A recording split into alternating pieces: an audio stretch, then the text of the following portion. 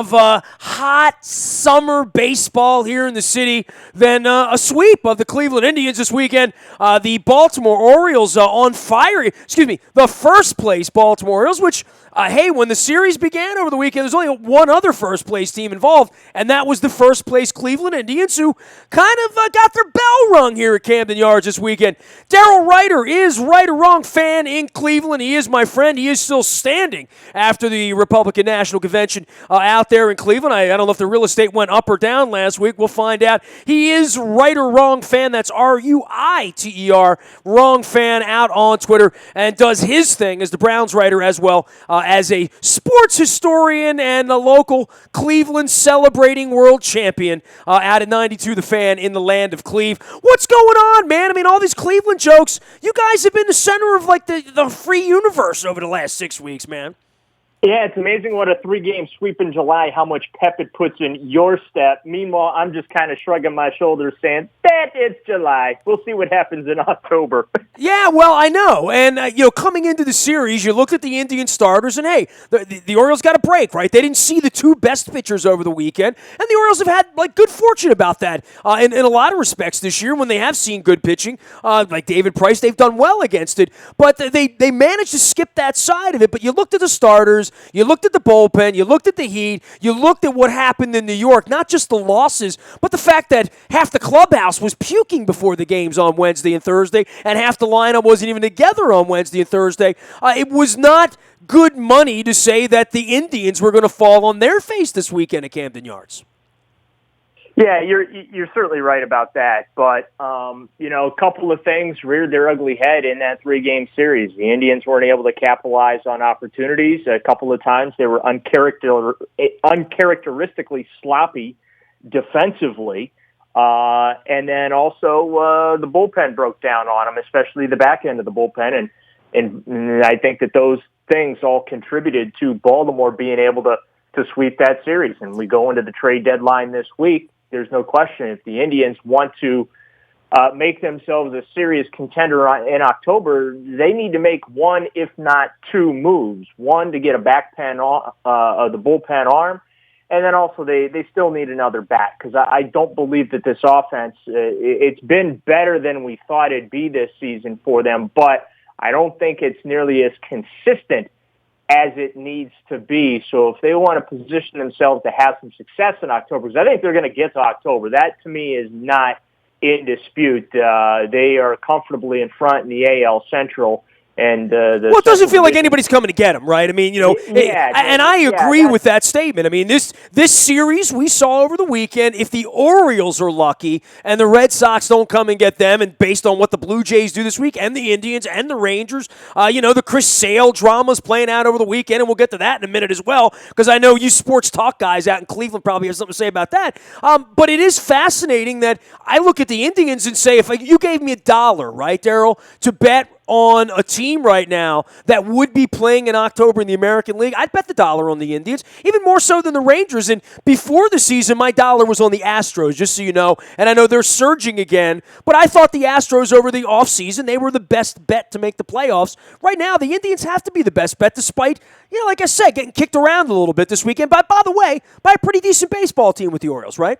Yeah, exactly. And unfortunately, though, for the Indians this year, I think they're 1-5 against Baltimore. That's not necessarily the greatest sign. They're 2-3 against Boston. You look at some of the other contenders. You throw in Texas, Toronto, Seattle. Now I think it comes out to something like 11-21. So that's not a real good mark against contenders. But the Central Division, I think, has probably been one of the more disappointing divisions in all of baseball this year, because certainly you got the defending world champion Kansas City Royals. I think people expected them to be a lot better than what they are. Chicago, you alluded to the Chris Sale drama here over the weekend, which I found to be absolutely hilarious. But dude, of all the things I've ever heard, I mean, I remember back in '99, Scott Erickson put like a list in his locker for, kind of mocking the organization to say, sign up if you don't want to play against Cuba on Thursday night. It was the year that the Orioles played Cuba, and they were all bitching that they had to come to the ballpark that night and play baseball in the middle of the pennant race. They weren't even in the pennant race, but But of all of the insubordination I've ever heard, right? I mean, dude, you're in Cleveland. It was the exact opposite. You had Grimsley like climbing through the rafters and the vents to try to steal teammates' bats. Albert Bell. Yeah, Right. I Albert mean, Bell's bat. that's the exact opposite of insubordination. That's like bunker, That's a good teammate right there. foxhole. That's what that is. Yeah, man, that's all for one for all. But what the hell was...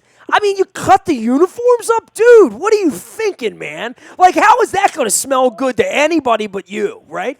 Oh, that's fantastic. And, this isn't the first problem that the White Sox have had with Sale. In fact, I'll be surprised if they don't deal him at the deadline. But, yeah, I mean, that's not a good situation with Chicago with him and White Sox management right now. So, yeah, when you look at, and even Detroit isn't very good. Well, you got to admit, it was a hot day and the collar was kind of big, Daryl, right? I mean... listen. I've always loved the 76 Chet Lemon throwback. It's one of my favorite throwbacks for the White Sox. There's a reason some uniforms are never worn again, and I would say that those Chicago White Sox uniforms would fall into that category. Listen, I could think of a bunch of uniforms that the Indians have worn over the years that should never be worn. But, hey, you know what? LeBron James won an NBA World Championship wearing his least favorite jersey ever. He hated those black sleeved vest jerseys. He hated those things, and they end up, and for some reason he went Dark Knight. They wore him for the final two games that they played in Oakland, and he found a way to get through it mentally and was able to win an NBA World Championship wearing an ugly jersey. So something good can come out of dressing poorly. Daryl Ryder is Right or Wrong fan at 92.3, the fan in the land of Cleve. He has a wonderful, heartwarming photo of LeBron James hugging Jim Brown, I'm saying. And of course, someone from the Cavaliers always has to have their shirt off in the picture, right? I mean, that's part of the 16 Cavaliers. It's who they are, right?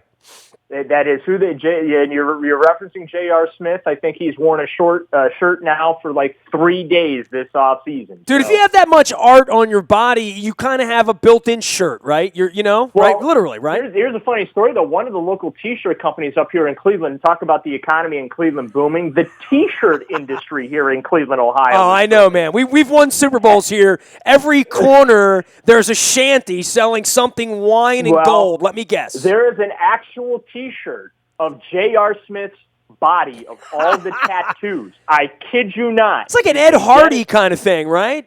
Yeah, Google it. You can find it online. I forget the name of the company that's selling it. There's a local company that JR teamed up with that it literally is a T-shirt of his body art. It's fantastic. Only in Cleveland. We were talking baseball, we were talking jerseys, and it always with you comes back to like the fact that you won a world championship or something, right? I mean, I had a feeling you'd be rubbing it in, that you would be bringing it up, and I wouldn't have to bring it up, but you've already brought it up, I'm calling you to kick your ass down the street the way I do after the Browns lose every year, and you got to go, we just swept the Indians, and you want to talk about basketball. I see how it is, Daryl. You know what? It's a new day here in Cleveland. The glass all of a sudden is half full. It is no longer half. How happy are you? I'll get back to the Indians. I have not. You wanted to throw a 3-game sweep in my face, and I told you it's only July. Talk to me in October if you do it. You want to throw our lousy back end of the bullpen at me. I'm telling you, we're trying to get Chapman from the Yankees to fix that. Dude, I just gave you a platform to brag on your world championship and just gloat more. How much money have you spent on swag, on those little pop-up shanties? How many hats do you have? How many shirts do you have? I mean, it's really... Look, man, I was 44 when the Ravens won in New Orleans.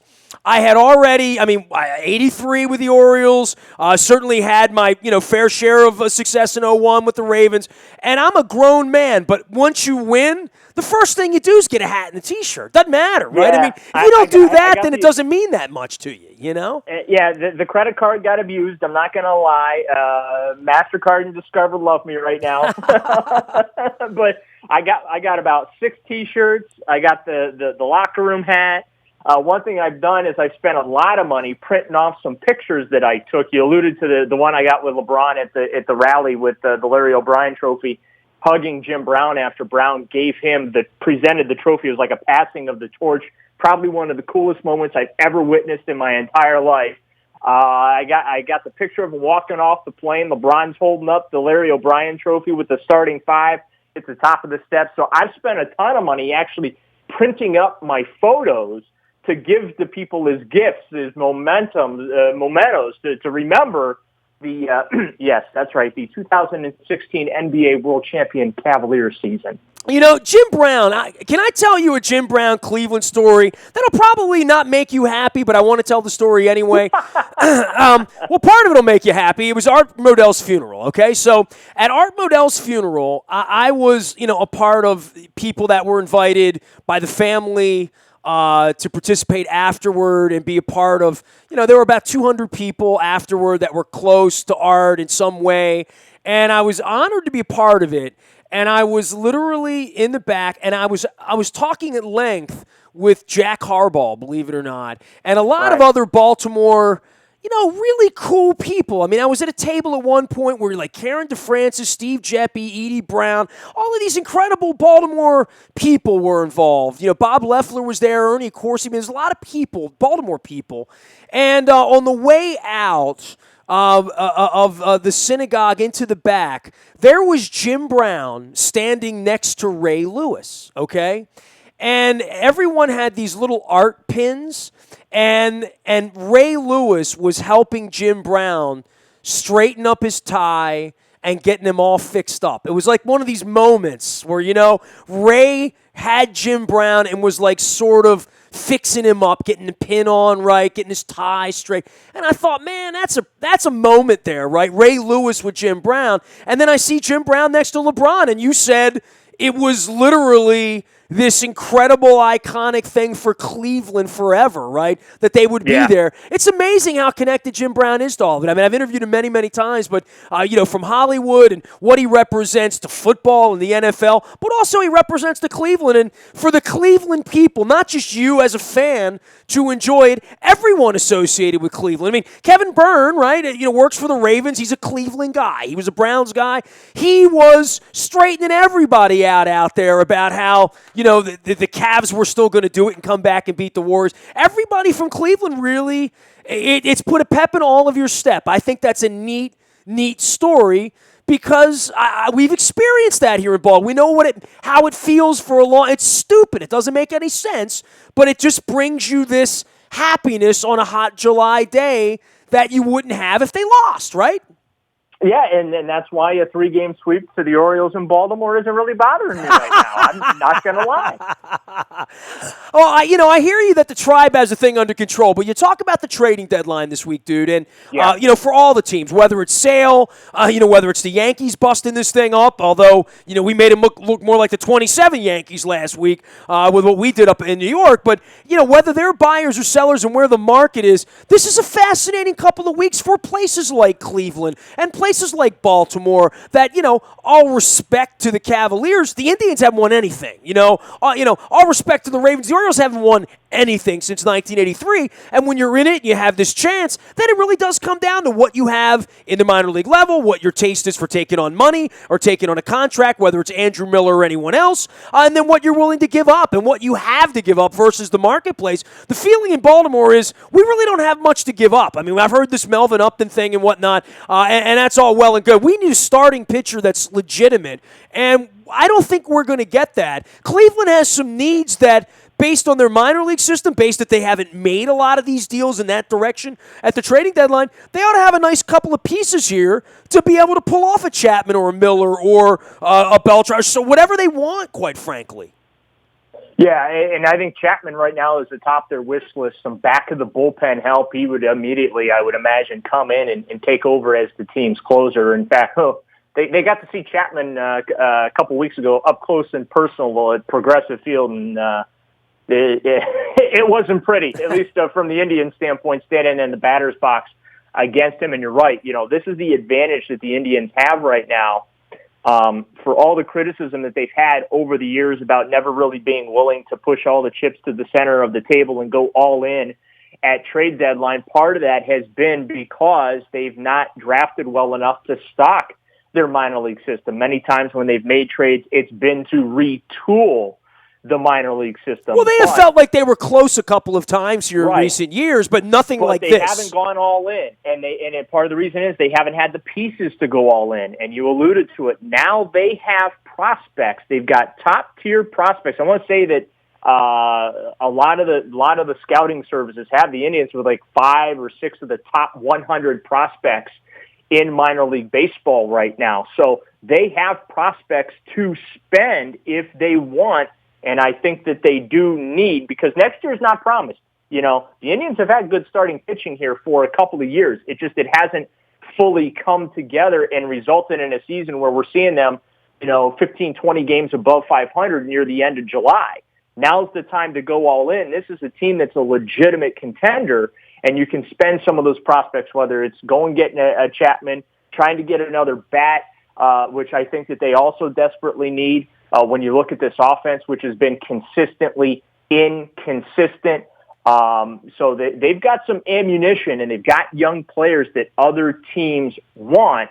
And I think that certainly puts the Indians in the catbird seat to try and make a move. They at least now have something legitimate to offer, and we're not just, throwing some smoke out there and dreaming of guys that they might be able to get. These are players they legitimately can get, and a big reason why is because they've drafted a lot better since about 2009 to present day. He is Daryl Ryder, Right or Wrong fan at 92.3, the fan in the land of Cleve. He covers the Browns, believe it or not, poor SOB, but I like him anyway. And football season kicking off there on Friday, here on Thursday. But, I got to ask you this on the Indians, right? I mean, I know they tripped over their feet over the weekend here, lost a couple ball games. I've seen the crowds, it looks like, coming back a little bit. And this is where baseball is, right? I mean, baseball is lonely and empty in April. It's filling up a little bit in May. And if you're no good in June, it's, the Cavaliers, or it's when do the Browns start, or when does hockey season begin, or when does college football season begin in a lot of these baseball towns. And we're seeing that really at the bottom, whether it's Milwaukee or Philadelphia, or, the places where they can't win. Atlanta's, how many people are going to be going to Atlanta Braves games in September? And you see a place like Cleveland where they start to win. Here in Baltimore, they've started to win, certainly over the last couple of years. This year, both of these teams are in it. I remember the Orioles playing out in Cleveland about 6-7 weeks ago, and I remember having you on, and it was during the Raptors series, so it wasn't even to the finals yet. Sort of a foregone conclusion Cleveland was going to win anyway, but no one was at the ballpark. Everyone was glued into the Cavs, and then the Cavs win the championship. The Indians are like there, and Tito's got a little magic with him, right? And you import in the offseason in Napoli because he's got some jewelry, and they seem to have been inspired by that a little bit. But more than that, are the crowds going to come back? I mean, dude, Daryl, I remember being out there in 95 and 97. Every Indians game that I attended in October of those years was incredibly memorable. Memorable against any other baseball games that maybe I've seen anywhere, because they were football games. I mean, it was a baseball game, but it was a football crowd. People were on their feet. They felt like a football game. I mean, in 97, you had lost a team at that point. There was no football. But I have never seen a better baseball crowd than the crowds I saw in Cleveland in the 90s for, out in the cold and wanting that team to win. I have a feeling that, September and October can really be a nice ride, especially because, let's be honest, the Browns don't hold out a lot of hope here, my man. No, and the Indians have played a significant portion of their schedule on the road so far this year. 39 of their final 62 are going to be at home. Wow, 40 of 60, huh? Yeah, they're 26 and 16 at Progressive Field this year, and there's been an uptick in the last couple of weeks in home attendance as well for the Indians. They're getting some crowds of over 25, 30,000 on a regular basis now. So, well, winning feels good. The Cavs sort of spill into that. People have gotten into the habit of watching sports who may be a little more on the fringe than you and I, right? Yeah, and I think that if the Indians can keep playing well, and they don't stumble down the stretch, I think that there's a real possibility that they could consistently have crowds of over, 25,000. They've, for the last couple of years, historically have been at the very, very bottom of attendance throughout Major League Baseball. But this is an exciting club. The pitching's been outstanding. You mentioned, Mike Napoli, the veteran brought over. He knows what it takes to win a World Series. You can make an argument he's the Indians MVP. You can make an argument he should be in the American League MVP running at this point. So this is a pretty exciting ball club, and I think that as long as they don't stumble down the stretch, that some of those crowds that haven't been there over the last 5 to 10 years, I think that some of them will start coming back to the ballpark. Of course, nobody's expecting the Browns to do anything this year, so maybe they'll spend their money at Progressive Field instead of First Energy Stadium. So, you say crowds coming to Cleveland. I saw a little crowd there last week in red and white and blue and orange and various shades. Some thoughts about what that's like. I mean, not on a political level, but, Baltimore and Cleveland, very similar kind of downtowns, very similar kind of sizes. I mean, I see what's going on up in Philadelphia, and a lot of that, their arena's not downtown the way Cleveland's is. I mean, did you go downtown? Was it possible to get... I know the parade was something, and I saw the videos of that, and I'm, Daryl, you know how familiar I am with I know Cleveland pretty well. I didn't get really like a helicopter sense of what it looked like in Cleveland during the Republican National Convention. I only saw what it looked like on 4th Street where all the restaurants are, and that was just sort of a place for zany people to hold up signs. It was like one big Today show for the week, Yeah, I'll say this. I avoided the convention area as much as possible last week just because the thought going in was that it wasn't going to be pretty. There were going to be people that were going to come into town, protesters that were going to come in to try and stir the pot a little bit and cause some trouble. That didn't happen. Well, it did. The guy caught himself on fire when he lit the flag on fire. I did see that one. Well, let's just put it this way. They were planning for thousands of arrests, and they arrested less than 30 people. So to me, so see, America's not as bad as they say it is. See that, right? And Cleveland police and all the law enforcement from around the country that came to help out did yeoman's work to keep that. I can't imagine what it would be like, what kind of a stress it would be on everything. From the police, the politicians, the security people, the restaurant. I mean, if you sell coffee in that area, just getting back and forth to work. And, I've seen Super Bowls, you know what I mean? You have too, and we know how that works. I just can't imagine. This has got to be Super Bowl times 10, kind of, sort of. Well, I'll say this too, though. Downtown Cleveland felt like a different country because of all the barricades and barriers and fencing that had been put up, not just around the area surrounding Quicken Loans Arena where the convention was held, but also... And I can hear you. If there's nothing down there for you, why go, right? For you, for a regular guy, right? Yeah, I certainly didn't need to be in the middle of it, but to me, the best thing, this goes back to the Cavs winning the NBA title and Cleveland being on Cloud 9. Cleveland should be on Cloud 9 because, again, this was expected to be extremely confrontational. It was expected to be extremely ugly, and it was anything but. Reading all the stuff that was written about Cleveland, how accommodating the city was, and as you know, we in Cleveland we don't mind out of towners, except for Steelers and Ravens fans, and Yankee fans. But, other than throwing the dog biscuits out there at me, I've always got along with Cleveland. But it's true. So it really the press that the city of Cleveland has gotten on a national scale because of how the RNC was handled. That to me, you can't put a price on that. And a lot of people that thought Cleveland was a dump that actually came in and got to see how beautiful downtown was and how everything is getting fixed up and. There's this energy within the city. They got to see that, and they got to experience it firsthand, and they all now leave and go home and say, wow, everything that I heard about Cleveland, it's the exact opposite. Downtown is beautiful. The people are nice. I'd love to come. That's what I always tell people when I go to Cleveland. I mean, we're going out there in September. We got a bus running that way, so we'll. I don't shy away from how much I like Cleveland.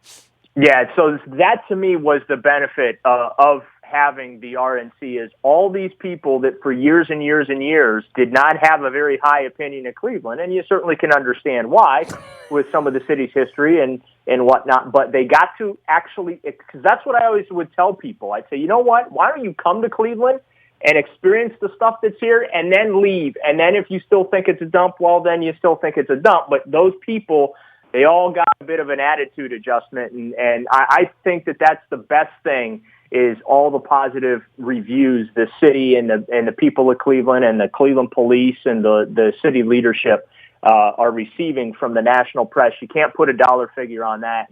And certainly the convention was a lot smaller than anticipated because of the candidate involved. A lot of the corporate people normally, I guess, that get involved with these sort of things were not as involved in that. But overall, it was a pretty smooth week in Cleveland. And I think everyone here now, glad it's gone. And good luck to the fine folks at Philadelphia as they try and put on their convention now. It was smooth till the Tribe showed up at Camden Yards on Friday, Daryl. Daryl Ryder. Yeah, but things were pretty smooth there at the middle of June when the Larry O'Brien Trophy came off the airplane. So can't stop talking about it, can you? Hey, last thing for you, man. You're not gonna make me feel bad again. I'm never gonna do that.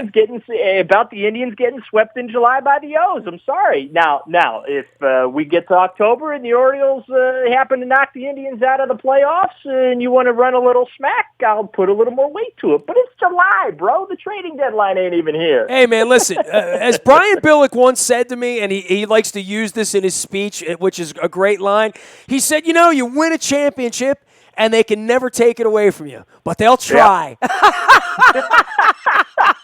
You know what? So I'll try to take Cleveland's championship away and talk about the Draymond Green thing and, I don't know, make up some foul situation in the last 5 minutes.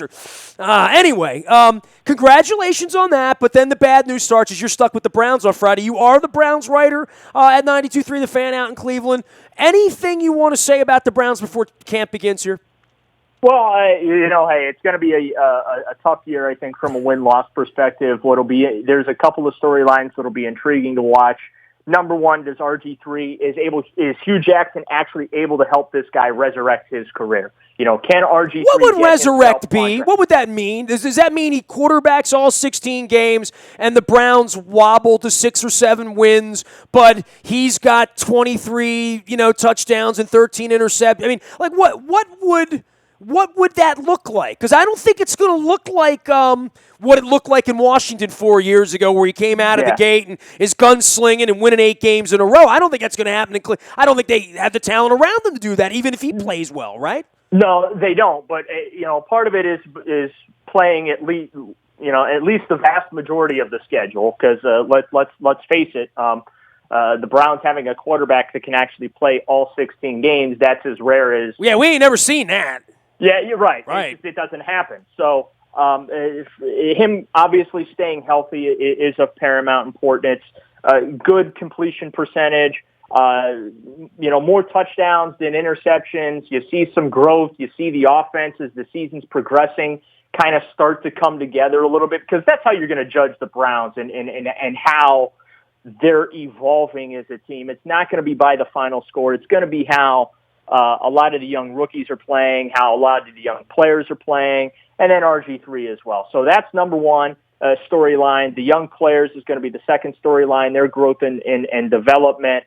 And then number 3 is just, how Hugh Jackson runs the show. Because I think that when training camp opens and all the Browns fans go out to Berea and with, their painted faces and barking and all that kind of stuff, I think that they're going to be in for a little bit of a culture shock because you're going to see the Browns run training camp in a similar fashion to how the Ravens run their camp, the Steelers run their camp, and the Bengals run their camp. And that is in pads, hitting, live contact, and building some toughness and some grit. The days of Camp Cupcake in Berea, Ohio for training camp and the Cleveland Browns are over. Hugh Jackson is going to instill toughness. And sure, the Browns are probably going to, just like the Ravens do, just like the Steelers do and the Bengals do, they're probably going to have some guys get hurt in training camp. But what the Ravens, Bengals, and Steelers do is they develop players behind those guys that do get hurt to step in and they don't have drop-off. And it's going to take Hugh Jackson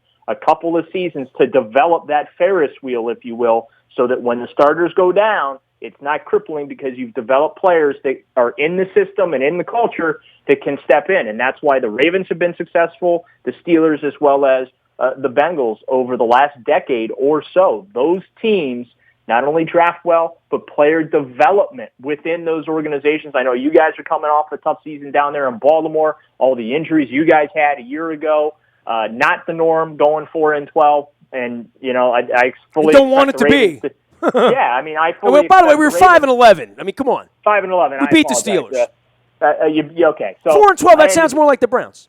And you beat the Browns too. But that I expect the Ravens to be back at the same level that they are every year, and that is competing for the division. But it's going to take the Browns a couple of years and Hugh Jackson a couple of years to get this program on track, and I'll just be interested to watch some of that development over here the next couple of years. Ryder, I love you, man. Have a good time in Berea. Tell Hugh we said hello. I will judge him if he's still coaching the football team 2 or 3 summers from now. That to me would be the ultimate litmus test for the Browns to keep a coach that in 2019 he's still there. If that's happened, then something will have gone right. And that's what has to happen, Nestor, is Jimmy Haslam is going to have to step back and understand it's going to be ugly for the next 2 years. You're not going to win a lot of football games. Fans are going to be angry. It's been it's more like 15 of 17 years of miserable football. They had a 10-win season in 2007, and they won 9 games. I think it was in 2002, the year that they went to the playoffs. But outside of that, it has been miserable, and there's going to be a lot of growing pains in these next couple of years. Jimmy Haslam needs to just step aside, and I firmly believe that if he lets Hugh Jackson do his thing, and you are 100% on the money, if Hugh Jackson's here in 3 to 4 years from now, the Browns actually have a chance to get their act together and make something of themselves, because the Ravens are getting older, the Steelers are getting older, the Bengals are getting older. At some point, there's a window to have a changing of the guard, and you've got to have continuity and consistency. And if the Browns can get that with Hugh Jackson and he gets a legitimate chance to do his thing, I think that there's a chance in a couple of years that I might be talking a little smack your way when it comes to Browns-Ravens. Well, I won't hold my breath waiting for that. Meanwhile, we did just sweep the Indians, so phooey on you. Go back and put your wine and your gold on and brag about your parade and pat yourself on the back for a great convention. But I'll tell you this, you got a real pennant race going on out there, and come October, what happened over the weekend, it may be sort of the meeting again at some point. We certainly, for both of our sakes, I hope that we're getting together and arguing in early October about it, right? 2 words for you, my friend. Go back to 1997. 2 words for you. Yeah, Tony, and I got the rest of it. I know. I got 2 words for you, Armando Benitez, all right? So there you go. Hey, Daryl, great having you on, man. We'll send everybody out to follow you on Twitter and out to the land of Cleve. Enjoy the rest of the summer. We'll check in again soon, man. Sounds good, Nestor. Thanks for having me. One of my favorite guests, Daryl Ryder. He is Right or Wrong Fan. That's RUITER, Wrong Fan, out on Twitter. He is the Browns writer for 92.3, The Fan, in the land of Cleve.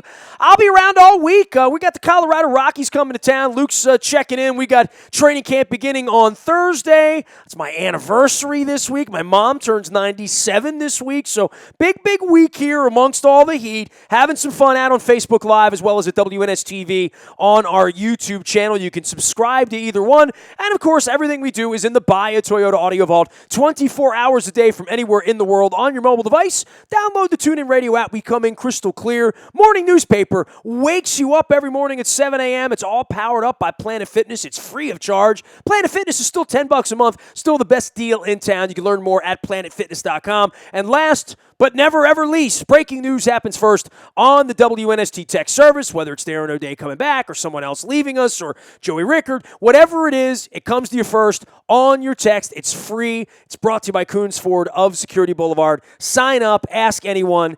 It's pretty good.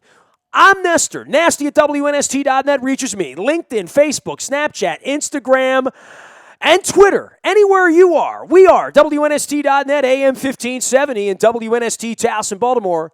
And we never stop talking Baltimore sports.